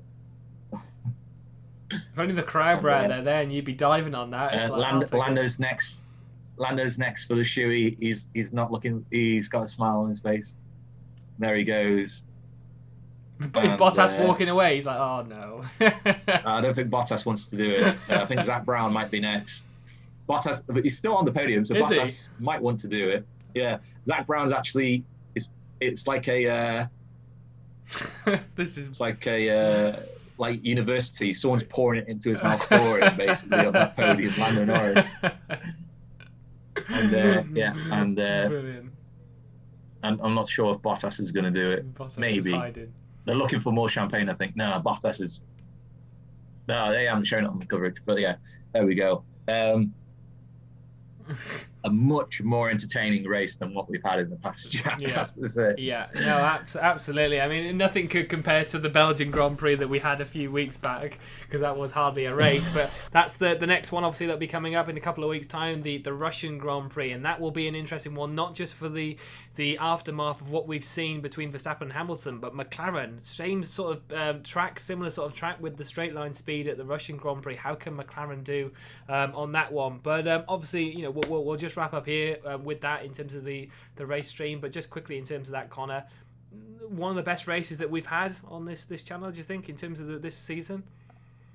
Yeah, I think it's up there with Hungary, really, as one of the best races of the season. I think it's unfortunate that the accidents have caused this to happen, the clash between Verstappen and Hamilton today, and the collision with Bottas and several cars in Hungary. That it's these first time, well, not first time winners, but unusual winners have emerged. But ultimately, these are the races that we love to enjoy. The races where something drastic happens on the track and it changes everything.